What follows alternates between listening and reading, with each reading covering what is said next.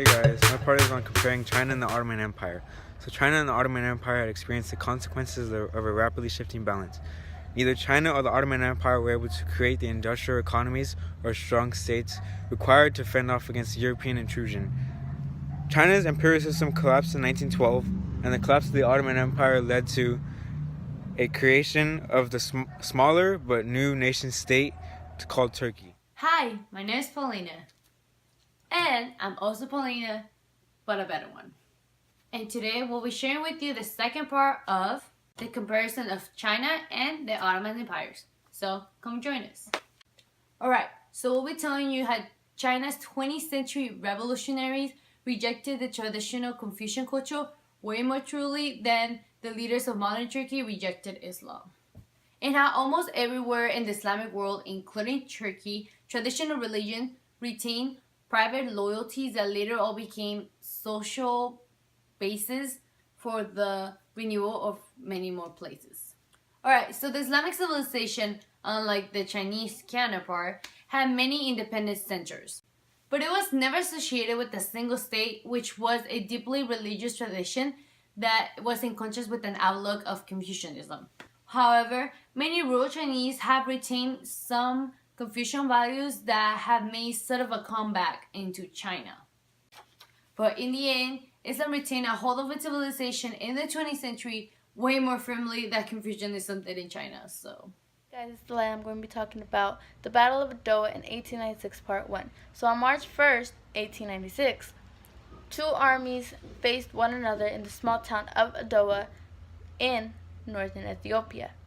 On one side lay the Italian forces, which intruded into Ethiopia.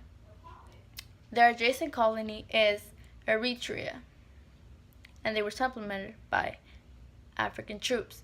On the other side lay a much larger army, the Ethiopian army, of course. They were led by Emperor Menelik II, who was accompanied by his wife, Empress Tetu. So, the battle proved a decisive victory for the Ethiopians and a rout for the Italians. So, how had it happened? One answer lays in the circumstances. So the Ethiopia location made invasion extremely difficult. So Ethiopia's Italian adversary had become a unified country only in 1871. Now they were seeking to enlarge their African holdings at the expense of Ethiopia. The second part of the Battle of Adowa.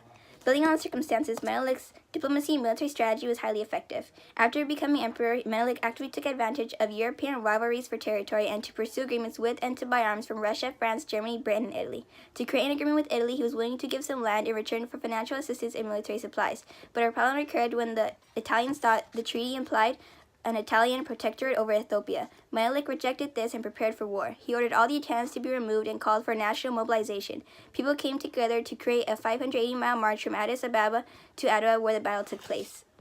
So what's up, guys? It's your boy Johnny Slorio back at it again with another video. Yeah, like in 2 days I'm about to hit 20 million subscribers. So yeah, don't forget to subscribe to me. But yeah, today we're gonna be talking about the Battle of Adowa. And this battle is about how it's not about, but it had an immense significance that the bears comparison and with experience with Japan. And like Japan, Ethiopia was a long-established independent state threatened by European expansion, and which had defeated a big European power. Oh, nice. And Japan and Ethiopia were hope and inspiration to societies that had fallen under colonial rule. Ooh, bad lighting. Walk over here. Yeah. And within Africa, among African Americans, Ethiopia came to symbolize African bravery and resistance to white oppression. And Addis Ababa was the capital of Ethiopia and was chosen as the headquarters. Yeah. And then Japan was able to join the political and military success with a thorough economic transformation. Damn. But that's all I have for today. But yeah, don't forget to subscribe. About to hit 20 million subscribers in 2 days. And yeah, you already know how we do. Peace.